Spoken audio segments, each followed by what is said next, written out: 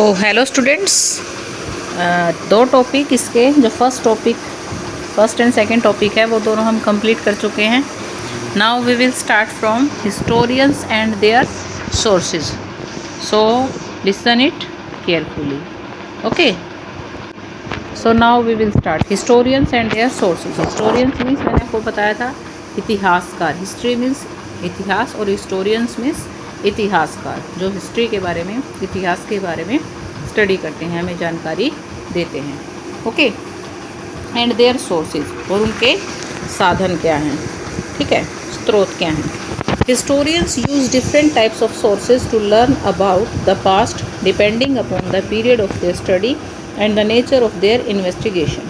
जो इतिहासकार होते हैं उपयोग करते हैं डिफरेंट टाइप्स ऑफ सोर्सेज, अनेक प्रकार के साधनों को, सोर्सेज को, टू लर्न, सीखने के लिए, अबाउट द पास्ट के बारे में, भूतकाल के बारे में, डिपेंडिंग अपॉन, जो कि डिपेंड है, निर्भर है, किस पर, the period of their study, उनके स्टडी के, अध्ययन के काल पर, and the nature of their investigation, और किस प्रकार की उन्होंने इन्वेस्टिगेशन की, उसके बारे में खोज की, उस पर डिपेंड करता है, उस पर निर्भर करता है।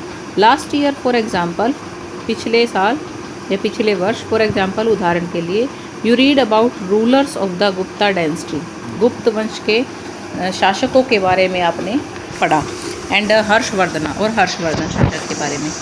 इन दिस बुक, इस बुक में, we will read about the following thousands years, हम इन हजारों वर्षों के बारे में पढ़ेंगे, फ्रॉम रफली 700 टू 1750, यानी 700 से 1750 के पीरियड को काल।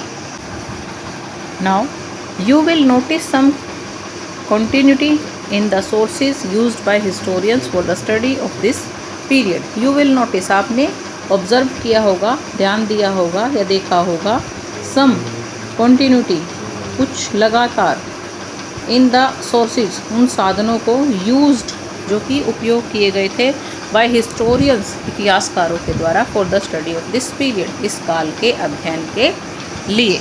They still rely on coins, inscriptions, architecture and textual records for information.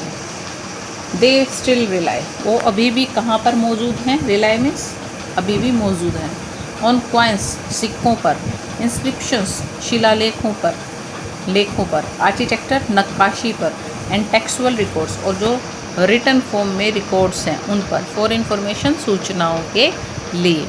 But लेकिन there is also considerable discontinuity, उसमें कुछ डिसकॉन्टिन्यूटी भी है, कॉन्टीन्यूस भी नहीं है सब कुछ। The number and variety of textual records, जो नंबर, संख्या है, एंड वैरायटी, उसकी जो किस्म है टेक्सुअल रिकॉर्ड्स की, increased dramatically during this period, इस काल के दौरान ड्रामेटिकली बहुत ही ज़्यादा इंक्रीज हुई, बढ़ी। They slowly displaced other types of available information, they slowly, वो धीरे धीरे, डिस्प्लेस्ड, अपनी जगह से, अपने अथॉरिटी से या अपनी प्रेजेंस से डिस्प्लेस्ड हो गए, ख़त्म हो गए, other types of available information, जो दूसरे प्रकार की जो सूचनाएं उपलब्ध हैं, अवेलेबल हैं, उनके कारण। थ्रू दिस पीरियड, इस काल के द्वारा, paper gradually became cheaper and more, जो पेपर था इस काल में, जो कागज़ था, बिकेम चीपर, बहुत ही सस्ता हो गया था, एंड मोर वाइडली अवेलेबल, और बहुत ही ज़्यादा क्वांटिटी में अवेलेबल था, बहुत ही ज़्यादा एक्सेस मात्रा में। People used it to write holy text, जो लोग थे इसे यूज़ करते थे, उपयोग करते थे, टू राइट होली टेक्स्ट, पवित्र टेक्स्ट लिखने के लिए, बुक्स लिखने के लिए। क्रॉनिकल्स ऑफ रूलर्स, शासकों के कर्म के बारे में, श्रेणी के बारे में लिखने के लिए। लेटर्स, पत्रों के लिखने के लिए। एंड टीचिंग्स ऑफ संत, साधुओं की और जो रिलीजियस पर्सन होते थे उनकी शिक्षाओं को लिखने के लिए। Petitions and judicial records, petitions मतलब दयामयी, और जुडिशियल, न्यायिक, जो रिकॉर्ड्स होते थे उसके बारे में भी इवन इस पेपर पर ही लिखा जाता था। And for registers of accounts and taxes, manuscripts were collected by wealthy people, rulers, monasteries and temples. Manuscripts होती हैं हस्तलिपि, जो हाथ से लिखी जाती थी, ठीक है, वर कलेक्टेड, वो कलेक्ट की जाती थी, इकट्ठी की जाती थी, बाय द वेल्दी पीपल, धनी लोगों के द्वारा, रूलर्स, शासकों के द्वारा, मोनेस्ट्रीज, और जो ये आपके रिलीजियस प्लेसेस पे रहने वाले जो लोग होते हैं, that is called monasteries and temples और मंदिरों। They were placed in libraries and archives, उनको कहाँ रखा जाता था, या तो लाइब्रेरीज में या पुस्तकालय में या आर्चिव अजायब घर में। दीज मैन्यूस्क्रिप्ट्स एंड डॉक्यूमेंट्स, ये जो दस्तावेज थे और हस्तलिपि थी, provide a lot of detailed information, बहुत ही ज़्यादा विवरणात्मक सूचनाएं देते हैं टू हिस्टोरियंस, इतिहासकारों को, but they are also difficult to use, लेकिन उन्हें यूज़ करना, उपयोग करना भी बहुत ही डिफ़िकल्ट टास्क है, मुश्किल काम है। There was no printing press in those days, उस टाइम पे उन दिनों में कोई प्रिंटिंग प्रेस मीन्स जो आजकल प्रेस से कागज़ पे इंफॉर्मेशन न्यूज़ छापी जाती हैं प्रेस में, वो पहले अवेलेबल नहीं होती थी इन दोज डेज, उन दिनों। So scribes copied manuscripts by hand, उन्हें हाथों से लिखा जाता था। If you have ever copied a friend's homework, क्या आपने कभी, यदि आपने कभी किसी अपने मित्र का, अपने किसी दोस्त का होमवर्क जो गृह कार्य है वो कॉपीड किया हो, यानी उसमें से देख के उसे लिखा हो, यू वुड नो दैट, आप जानते होंगे कि this is not a simple exercise, कि ये कोई सिंपल, कोई साधारण काम नहीं है।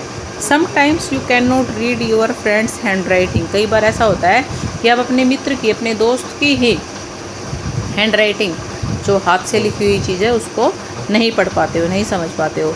And are force to guess, और आपको दबावपूर्ण, प्रेशराइज होके उनका अनुमान लगाना पड़ता है, गेस करना पड़ता है कि व्हाट इज़ रिटन, कि लिखा क्या है। एज ए रिजल्ट, और उसके परिणाम स्वरूप, there are small but significant differences, वहाँ पर थोड़े थोड़े छोटे और कुछ उपयुक्त डिफरेंसेस हैं, अंतर हैं, in your copy of your friends work, in your copy, आपकी कॉपी में, ऑफ योर फ्रेंड्स वर्क, अगर आपके मित्र का कोई काम में आपने देखकर अपनी कॉपी में किया है तो उसमें कुछ ना कुछ चेंजेस मिलते हैं, क्योंकि इजीली हमें किसी दूसरे की जो हैंड राइटिंग है वो क्लियरली समझ में नहीं आती है, कोई ना कोई डिफरेंस रहता है।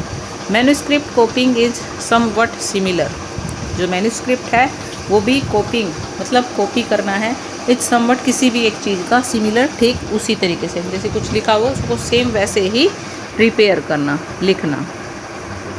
As scribes copied manuscripts, they also introduced small changes, a word here, a sentence there.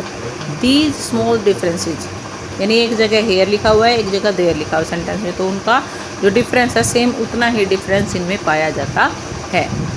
These small differences grew over centuries of copying until manuscripts of the same text became substantially different from one another. इसी वजह से जो एक manuscript से दूसरी manuscript को copy किया जाता है जब, तो उसमें कुछ ना कुछ चेंजिंग या डिफरेंस आ जाते हैं। This is a serious problem, ये एक गंभीर समस्या है, बिकॉज क्योंकि we rarely find the original manuscript of the author today, कि वास्तविक जो मैन्यूस्क्रिप्ट होती है, अभिलेख होता है किसी ऑथर के द्वारा लिखा हुआ, आज हमें वो अवेलेबल ओरिजिनल फॉर्म में मुश्किल हो पाता है। We are totally dependent upon the copies, हम पूर्ण रूप से डिपेंड हैं, निर्भर हैं, अपॉन द कॉपीज़ पर, उनकी फ़ोटो कॉपीज़ पर या उनकी डुप्लीकेट कॉपीज़ पर, मेड बाय लेटर स्क्राइब्स, जो बाद में बनाई गई थी। एज ए रिज़ल्ट, और इसके परिणाम स्वरूप, हिस्टोरियंस जो इतिहासकार हैं, have to read different manuscript versions of the same text to guess what the author had originally written. Even जो इतिहासकार हैं वो भी इसको रीड करते हैं, पढ़ते थे मैन्यूस्क्रिप्ट्स को, उनके अलग अलग वर्जन्स को, मीन्स अलग अलग लैंग्वेजेस में, ये समझने के लिए या ये गेस करने के लिए, अनुमान लगाने के लिए कि व्हाट द ऑथर, जो लेखक था, हैड ओरिजिनली रिटन, उसने वास्तव में लिखा क्या है। अब ये लास्ट पैराग्राफ है इस टॉपिक का। On occasion, authors revised their chronicles at different times. The 14th century chronicler Ziauddin Barni wrote his chronicle first in 1356 and another version 2 years later. उसने अपना पहला वर्जन लिखा 1356 में, और जो उसके बाद और लिखा वो लिखा 2 साल के बाद, after 2 years. The two differ from each other, but historians did not know about the existence of the first version until the 1960s.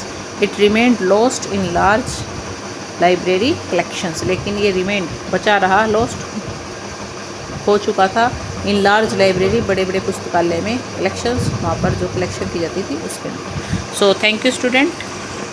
Now we have completed this topic and you will watch this video and try to understand this topic, because in our next online class, Zoom class, we will start from new social and political groups. So you must watch this video to understand this topic. Okay, thank you, have a nice day.